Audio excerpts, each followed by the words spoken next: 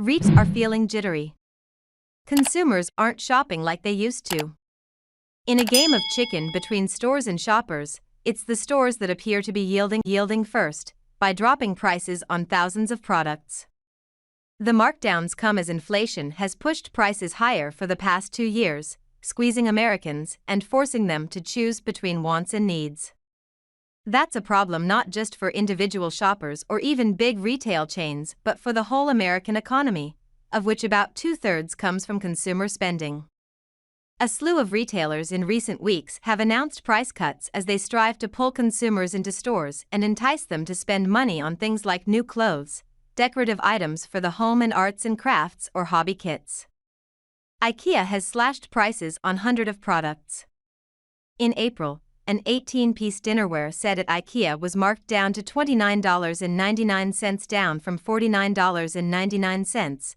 A glass door bookcase now costs $189, down from $229, and a bed frame with storage and headboard costs $499, down from $549.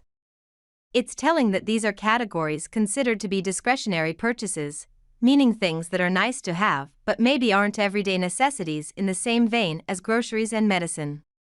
Shoppers have pulled back for a year now as costs have risen 20% to 30% higher than they were a year ago, and as incomes failed to keep up, said Sarah Wyeth, Managing Director, Retail and Consumer with S&P Global Ratings.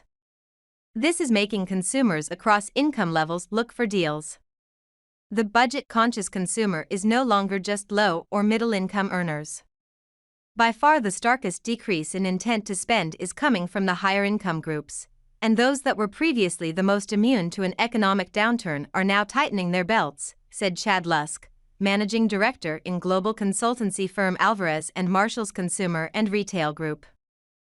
Retailers should be thinking about targeted deals on higher-priced discretionary merchandise, too, to increase buying frequency.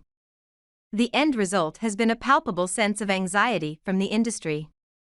Retailers have been nervous for quite a while, Wyeth said.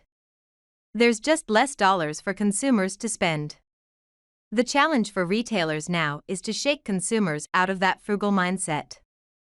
Juicing sales. Retail sales overall haven't been terrible, but they're not also absolutely great, said Zach Stamber, Senior Analyst, Retail and E-commerce, with market research firm eMarketer, in an interview with CNN.